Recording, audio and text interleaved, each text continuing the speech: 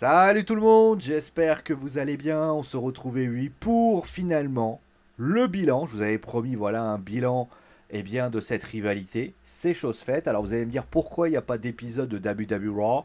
Bah, la raison est pour ainsi dire évidente. C'est que l'épisode de Raw qui a eu lieu donc hier soir à Brooklyn était très axé sur la Bloodline. Il y avait un peu de Jey Uso, Jimmy Uso. Alors il y a eu d'autres rivalités qui ont été mises en place, mais par à titre d'exemple, la rivalité avec McIntyre a été quasiment faite en filigrane pour vous dire à quel point les choses ont été assez peu mis en avant. Autre chose, bah, on peut citer aussi que les autres rivalités, Becky Lynch et Rhea Ripley, ça a été un simple fight.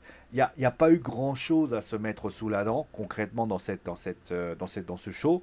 Et j'ai encore une fois envie de dire que pour moi, le show qui était le show number one aurait dû être le show de la semaine dernière, parce qu'au final, ce qui s'est passé cette semaine n'a pas été au goût. Ils ont certainement fait l'erreur. Ils ont fait le momentum la semaine dernière. Ils avaient une semaine de trop. Et au final, ils ont payé le prix.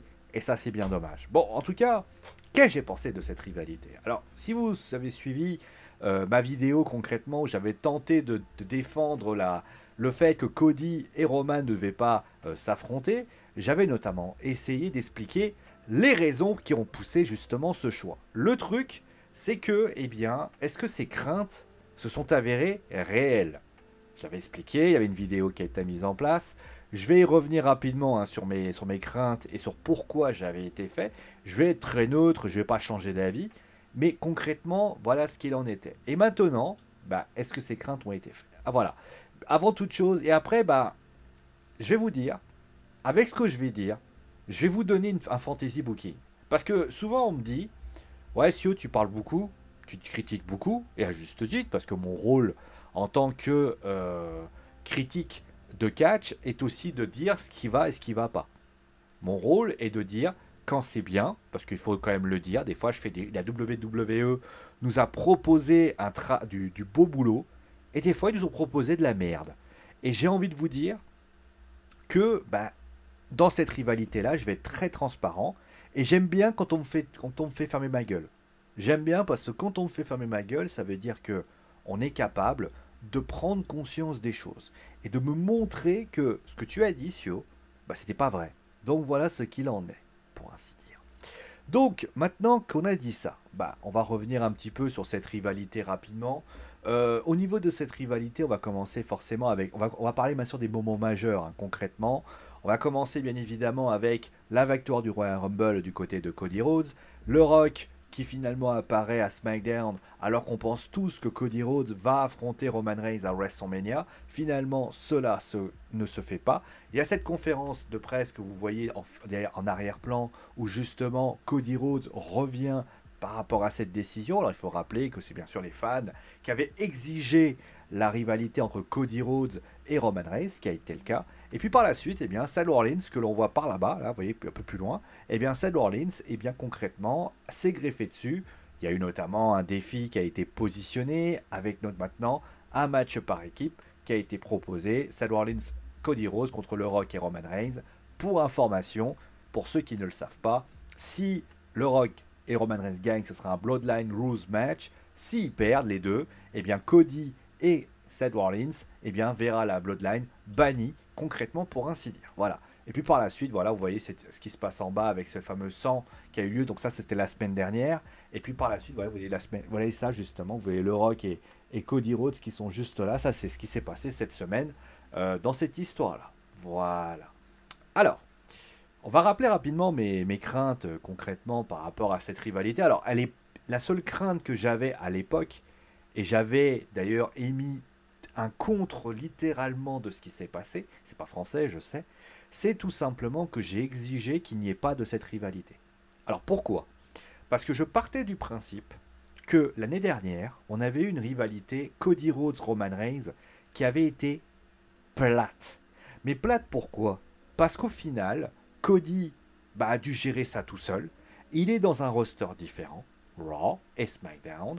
Et le gros problème de ce qui s'est passé, c'est qu'il y a d'autres lutteurs. Il y avait Solo Sikoa, il y avait Jimmy, il y avait Jey Uso. Et au final, tout ceci avait été un cuisant échec parce qu'il y avait possibilité de faire ça de manière incroyable. Et au final, bah, cela ne s'est pas du tout fait. D'ailleurs, à l'époque, j'avais fait un fantasy booking entre Cody Rhodes et Roman Reigns. Et je vous invite bien sûr à aller le voir si vous avez envie d'aller le voir. Mais concrètement, cela a été très mal géré pour ainsi dire. Et cette année, eh bien, je ne l'ai pas dit, ils ont décidé de sortir le grand jeu. Ils ont mis le Rock. Le Rock, d'ailleurs, on va quand même en parler. Le Rock qui a décidé de faire son heel turn parce qu'on voyait clairement qu'il avait décidé, surtout que c'était pas supposé être le cas. On va aussi parler bien sûr de Cody qui a finalement le favori de la foule et que la WWE a fini par décider de dire on va prendre cette décision, on va tout changer pour faire plaisir aux fans. Ça aussi c'était bien. On a cette conférence de presse que vous voyez derrière moi où franchement j'ai eu un semblant d'espoir en me disant ah ouais ça va être quand même pas mal. Donc il y avait des éléments positifs qui me donnaient envie de dire là c'est pas mal. Surtout que je rappelle hein, que lors du vendredi, donc le lendemain de WWE SmackDown, il y avait Triple H qui était là. Moi je me suis dit il va y avoir un truc par rapport à ça. Et ben au final il y a ça. Surtout que on a parlé notamment, j'ai eu un regain d'espoir durant cette rivalité où le Rock s'est baptisé le Final Boss. Et là je me suis dit bah, on va créer quand même le membre du conseil d'administration, etc., etc.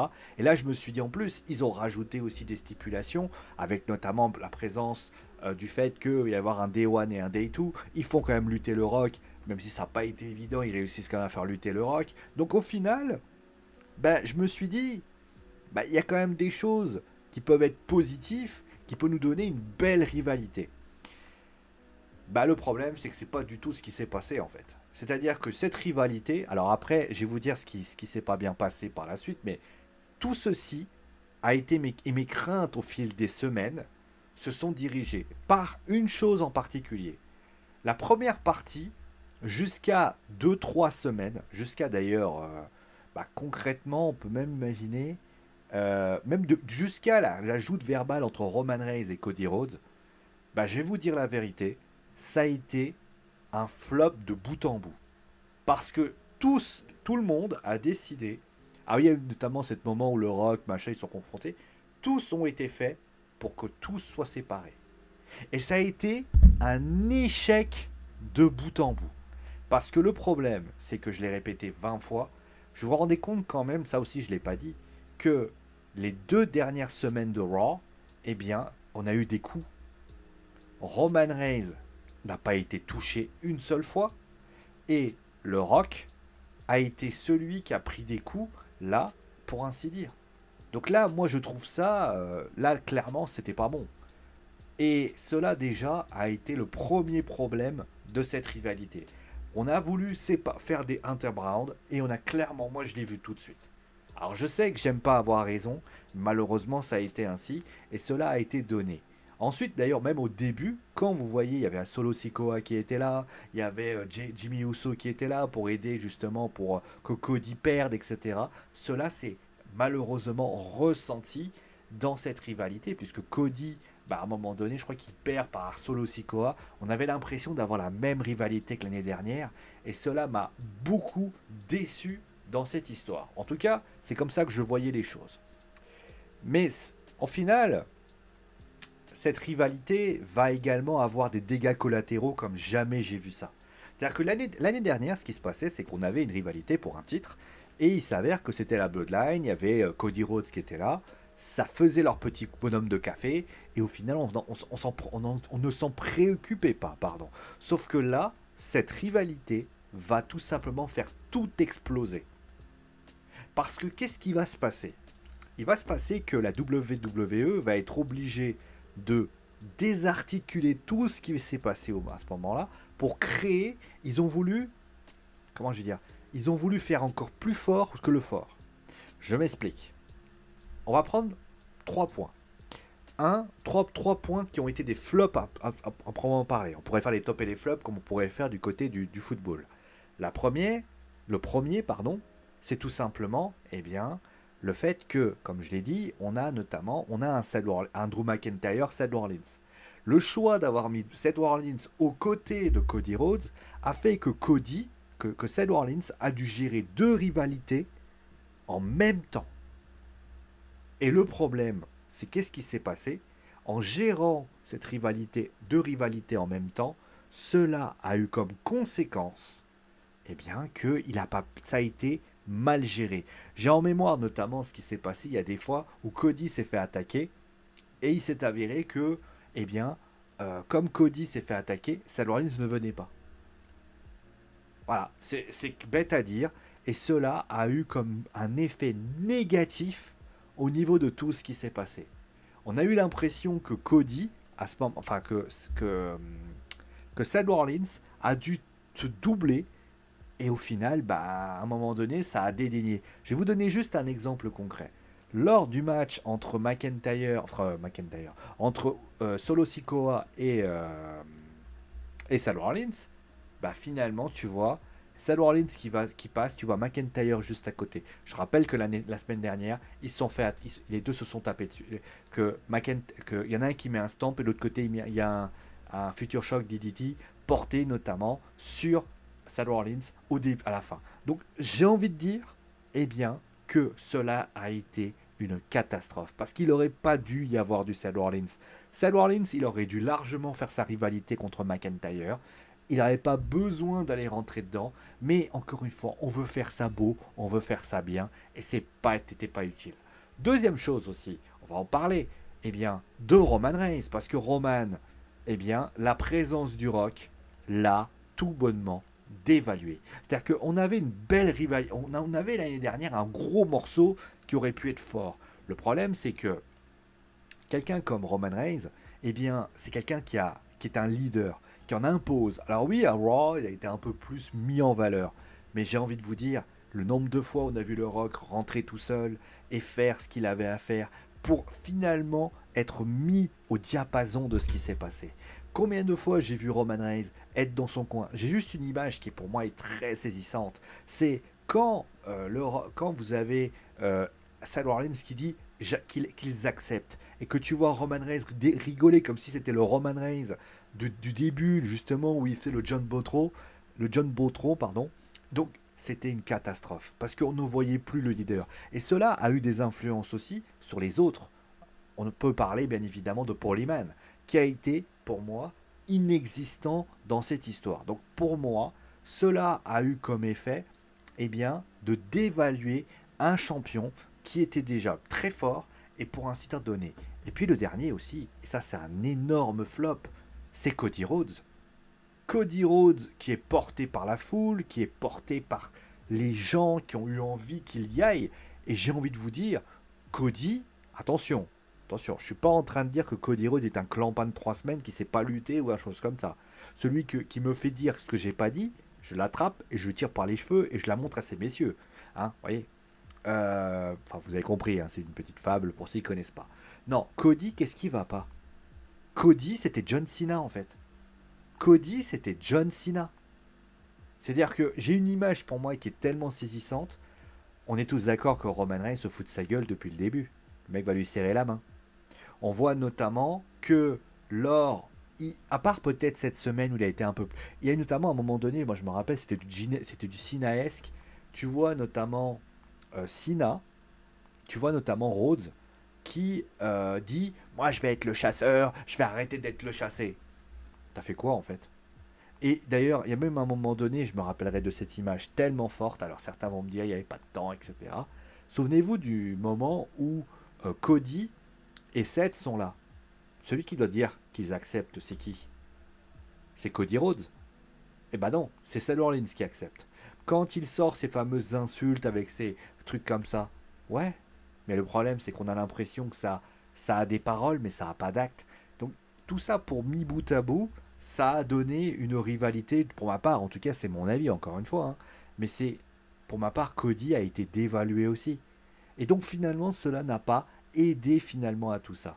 Et au final, ben, je ne sais pas si c'était volontaire ou involontaire, mais pour moi, celui qui pour moi a éclaboussé de cette rivalité, bah, c'est finalement Dwayne The Rock Johnson. Le Rock il a été là pratiquement tout le temps. Ça a été, d'ailleurs, on l'a vu, hein, il était pratiquement, je crois que des 3 mois, ça a été celui qu'on a le plus vu. Alors bien sûr, je parle pas par rapport à Roman Reigns, mais tu vois notamment que le Rock, bah, il a fait de bons segments, il a été présent, il a tout donné, Notamment, on voit ce qui s'est passé la semaine dernière. Franchement, bah, c'est lui qui y va. Il est badass. On a le Rock de 2000 qui, pour ainsi dire, frappait tout ce qui pourrait se passer. On voit notamment cette agressivité, ces insultes. On voit notamment un côté air attitude qui nous plaisait beaucoup. Et au final, eh ben, le Rock a été celui qui m'a donné envie de suivre cette rivalité. Alors vous allez me dire, oui, mais il y a Cody. Oui, mais Cody était trop gentil. Roman était trop effacé. Seth Rollins était coupé en 12. Et ben au final, c'est le Rock qui était là pour porter tout ça. Et à la fin de la journée, bah, c'est quand même une grosse déception, pour ainsi dire. Et au final, bah, qu'est-ce qu'on a dans cette rivalité? Qu'est-ce qu'on a envie de dire? C'est que, quelle a été l'erreur de la WWE? D'ailleurs, je vais en terminer avec ça. C'est d'avoir voulu trop en faire. C'est-à-dire que au final, ils ont fait quoi? Ils ont pris une rivalité qui aurait été le Rock Roman Reigns, pardon, et il s'avère qu'ils ont décidé de faire un Roman Reigns Cody Rhodes. Pour l'instant, vous suivez. Mais le truc, c'est que ils ont vu que ça ne marcherait pas, ils ont décidé de rajouter des trucs. Donc là, ils ont fait ça. Ensuite, ils ont décidé de rajouter des stipulations. Ça n'a pas marché, c'est encore ça. Ils ont décidé de faire un côté un peu personnel avec Mama Rhodes, etc., etc. Ça a continué. Et puis par la suite, ils ont voulu mettre Roman. Roman a été tellement effacé qu'il a dû revenir progressivement. Et ça a été compliqué. Donc, au final, le grand perdant de cette histoire, le grand perdant de tout ça, c'est pas Roman Reigns, c'est pas Cody Rhodes, et c'est encore moins Seth Rollins, qui au final, lui, bah, même s'il a dû être dans plusieurs rivalités, il s'en sort plutôt bien. Parce que, je vais vous dire la vérité, Seth Rollins, je parle d'un flop, mais c'est un flop 3, ça veut dire que c'est un petit flop. Mais je vais en parler tout de suite. Ben, pour moi, ils ont même réussi à dévaluer WWE SmackDown. Je veux dire, à part le moment où on voit Triple H, Adam Pearce et Mike Adlis présents, citez-moi un bon show de SmackDown. Je veux dire, là, il va y avoir un show à SmackDown. Le show va être une catastrophe. Vous allez me dire, c'est la veille de WrestleMania, et alors? On est pro jusqu'au bout. Donc, là, tout ce que je peux vous dire, c'est que non seulement les deux titres majeurs de la WWE ne sont pas des... Il y a quoi? Il y a un titre il y a le titre de Io Sky, il y a le titre... Et Logan Paul, Randy Orton et Kevin Owens font leur vie. Ça a été une cata. Parce qu'au final, le titre suprême Undisputed est du côté de... Alors, les deux derniers shows, où on a vu notamment un storytelling, étaient du côté de Raw. La WWE a privilégié Raw et a laissé à l'abandon WWE SmackDown, alors que certainement, il n'était pas prévu que cela soit comme ça. Et quand c'est pas comme ça, bah forcément, ça a ses conséquences, pour ainsi dire. Voilà. Mais j'ai envie de dire, et je vais en parler bien évidemment, maintenant c'est voilà. Donc au final, qu'est-ce qu'on peut dire? Bah, on peut dire que cette rivalité au final nous a démontré que deux choses. La première, c'est que j'avais raison. C'est-à-dire qu'à un moment donné, bah, ils ont voulu faire... Alors, ils se sont dit, tiens, on va mettre du côté de Raw. Et forcément, quand tu mets Raw versus Hero, bah forcément, ça crée beaucoup plus d'impact. Donc finalement, bah, c'est ce qu'ils ont fait à la fin. Donc j'avais raison. Et puis, le deuxième chose, c'est que vous avez... En fait, en voulant trop en faire, au final, ils n'ont rien fait. Aujourd'hui, quand je vous demande, bah, vous avez l'impression que tout le monde a perdu dans cette histoire. Oui, le Rock s'en sort relativement bien et le Rock est comme ça. Sauf que Roman et Cody, on peut parler aussi de Solo Sikoa, on peut parler... Ça a été une cata. Ça a été une cata. Ça a été une cata. Ils ont voulu trop bien faire. Et j'ai dit, à un moment donné, il y avait des autoroutes, ils n'ont pas voulu les utiliser. J'ai l'image, par exemple, de plein d'autoroutes. Je vais en parler notamment de l'autoroute qui, pour moi, était la meilleure autoroute qu'ils pouvaient donner. Pourquoi mettre Seth Rollins? Il n'y avait pas besoin. Pourquoi tu dénatures par rapport à WWE SmackDown? Pourquoi ci, pourquoi ça? À la limite, il y avait plein de possibilités, mais à la fin de la journée, bah, ça reste une déception. Parce que, vous savez, c'est comme on dit toujours, quand vous faites un bon gâteau, vous n'avez pas besoin de rajouter 50 trucs. Votre gâteau, il sera bon. Là, malheureusement, le gâteau, non seulement il n'est pas bon, mais en plus, il est indigeste. Tout ça, au final, ça crée d'énormes déceptions. Et je ne sais pas comment ça va se passer à WrestleMania. On dit qu'à WrestleMania, tout est possible. Il y a des rumeurs qui disent que Cody pourrait perdre encore et que finalement, voilà. Sauf que le problème, c'est que même s'il perd, ça me laissera. En fait, le public va réagir parce que vous allez vous énerver, vous allez dire il méritait, il méritait. Mais j'ai envie de vous dire, au vu de ce qui s'est passé, je pense qu'il mérite pas plus que l'année dernière. J'ai du respect pour Cody. Attention, je suis pas en train de dire que Cody est un mauvais lutteur. Je suis pas en train de dire que son potentiel est mauvais, qu'il a rien à faire en tant que pour avoir le titre suprême. Mais à la fin de la journée, à la fin, quand on fait le bilan de tout ça, bah, tu te rends compte que Cody, bah, quand imaginons qu'il gagne, et c'est tout le mal que je lui souhaite, parce que moi j'aime beaucoup Cody, j'aime beaucoup sa mentalité, j'aime beaucoup d'ailleurs la famille Rhodes, qu'est-ce qui va se passer? On va tous être là en train de soulever la ceinture, il aura la ceinture Undisputed qui sera dans les mains. Après on en fait quoi? On le draft à SmackDown? Et après quoi? À la fin, et même si admettons le Rock trahit Roman Reigns, tout le monde dira oui, Cody Rhodes a gagné grâce à Roman Reigns. Bon voilà. Donc ça a été pas bon du tout. Bon voilà. Bon, maintenant que j'ai dit tout ça, il serait peut-être bien maintenant que je mette les mains dans le cambouis, comme on dit, et que je vous dise, bah, concrètement, qu'est-ce que j'aurais fait comme rivalité. Parce que bah, c'est bien gentil, on dit ça, on dit ça, on dit ça, maintenant le fantasy booking, bah, il va être là. Est-ce qu'il y avait moyen de rendre cette rivalité riche? Parce qu'au final, elle a été riche, mais riche dans l'indigeste. Est-ce qu'on n'aurait pas pu faire un truc simple? Alors, les fans qui me suivent depuis le début de cette route vers WrestleMania, vous savez de quoi je pense, parce que je le dis depuis le début, ça ne va pas vous surprendre, mais on va essayer de détailler tout ça. Moi, dans l'idée, ce qui s'est passé au final, en fait, je vais vous dire la vérité, quand j'ai commencé avec cette conférence de presse, je me suis dit, Cody versus Roman, le Rock qui est dans les parages, pourquoi pas? Allez, vas-y, y a pas de souci, y a pas de souci. Mais le truc, c'est que moi, ce que j'aurais voulu, c'est qu'en finale, il y avait une autoroute. L'autoroute, elle était. Il suffisait juste de prendre l'autoroute et de faire. Écoutez les gars, vous avez une autoroute, vous la suivez. C'est quoi? On est tous d'accord que d'un côté, quand ils arrivent, là vous le voyez pas là, celui qui a l'espèce de veston bleu là, ici là, je vais enlever mon doigt pour que vous vous rendiez compte. L'homme qui est là, c'est Triple H. Et celui qui est à ma gauche là, celui qui est là, attendez, je vais faire comme ça sera mieux. Celui qui est là. Bon, attendez. Et hop là. Voilà, lui là. Celui que ma main est là. Celui que je mets ma main dessus là. Bah, vous vous rendez bien compte que lui, c'est quoi? Lui, c'est un membre du conseil d'administration de TKO. Il fallait simplement faire un truc. On a notamment, on va suivre la première semaine, pour moi la semaine était très bonne, de cette conférence de presse. On arrive lundi à Raw, eh bien, Cody, à ce moment-là, annonce que voilà, il a officiellement décidé. Il explique ses choix. Il dit voilà, moi je veux terminer mon histoire et je trouve que le Rock a. Après, il explique aussi pourquoi il a changé d'avis. Parce qu'il ne peut pas passer de comme ça et du jour au lendemain dire oh bah finalement j'ai choisi. Non, il aurait très bien pu dire tout simplement moi après j'ai pensé à mon père, j'ai pensé à ci, j'ai pensé à ça. Et je me suis dit je ne peux pas lâcher. Mon père a toujours dit tu dois croire en tes rêves, référence à American Dream, Dusty Road, et au final tu dois avancer. Et il s'avère que Sal Rollins arrive et lui dit écoute frère, écoute, j'ai bien compris que tu avais choisi ce match à WrestleMania. J'aurais voulu t'affronter, j'aurais voulu te défier, mais ça ne s'est pas fait. Et je te salue et j'espère du fond du cœur que tu remporteras cette ceinture. Moi en tout cas, et que toi et moi, nous poserons pour la Day 2 à WrestleMania. Finito entre ensemble. Et là, à ce moment-là, on arrive à WWE SmackDown. Et WWE SmackDown, il y a un truc tout simple.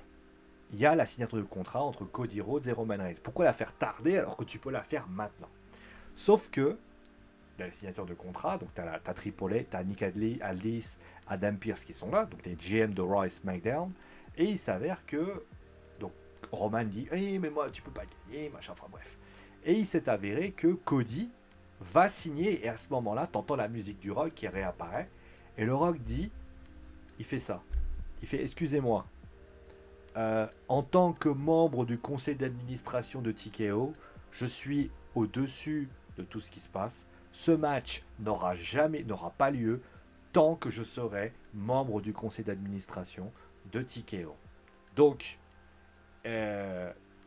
voyez ce que vous voulez, il n'y aura pas ce match, il n'y aura pas de match pour le titre Undisputed de la WWE à WrestleMania, sauf si, voilà, pour ainsi dire. Et là, il s'en va. Et là, Cody veut signer et on lui empêche de signer. Au final, il n'y aura pas de match. Et il prend le contrat, il le déchire et on n'en parle plus. À Raw, il se passe que, eh bien, Cody est énervé, excédé. Il essaie d'aller voir Adam Pearce. Il s'avère qu'Adam Pearce ne peut rien faire. Il lui dit, bah, écoute, voilà, nous avons pris une décision. Je ne sais pas si vous avez remarqué un truc déjà. Ok, il n'y a pas de rivalité. Il y a le tir de contrat, les trucs se regardent. Mais si vous regardez bien, à aucun moment, pour le moment, eh bien, Cody, eh bien, je le laisse dans un coin, mais on laisse avancer les choses. Et là, Cody lui dit, non, t'as pas intérêt, il faut choisir. Et là, à ce moment-là, il dit, et à ce moment-là, moi, je veux ça, je veux ça. Et il s'avère que il tombe sur Triple H, et Triple H, il lui dit, hé, faut que tu me donnes un coup de main, qu'est-ce qui se passe et tout, machin, etc. Et là, Triple H lui dit, écoute, moi, j'aimerais te donner ce match, j'ai t'ai donné ce match, mais il s'est avéré que, a priori, des voix au-dessus de moi m'en empêchent. Tout ça, voilà, tout simplement. Et là, Cody arrive donc vendredi, et là, tu sais ce qu'on fait? On est à quelques semaines d'Elimination Chambers. À ce moment-là, Cody, à ce moment-là, non, on peut même aller plus loin, voilà. Adam Pearce, machin, etc. Cody, la semaine d'après, et dit, je sais qui c'est que je vais demander, il saura dire oui. Il s'avère qu'il est parti voir Triple H, etc. La semaine d'après, t'as rien. Il n'y a rien, il n'y a pas la peine, voilà, etc. On va considérer qu'on est à peu près du côté de Chambers. Et là, à ce moment-là, le Rock se dit, tiens, voilà, Le Rock arrive et dit, écoutez les gars, vous... Alors, le Rock n'aurait pas pu être là, pardon. On va revenir sur la cohérence. Et il s'avère que le lundi, on est du côté de Raw et le Rock arrive de sa présence. Il dit, voilà, écoutez les gars, les Cody Cry Babies, machin, etc. J'ai dit, ah, c'est comme ça que ça se passe. Et d'ailleurs, Cody arrive et il demande à Cody de venir. Il dit à Cody, écoute, je sais que tu es très déçu, je sais que tu voulais avoir un match contre Roman, je t'ai jamais, je suis d'accord avec toi, j'aurais aimé tout simplement te donner ce match, maintenant je suis désolé, mais tu n'es pas bunkable.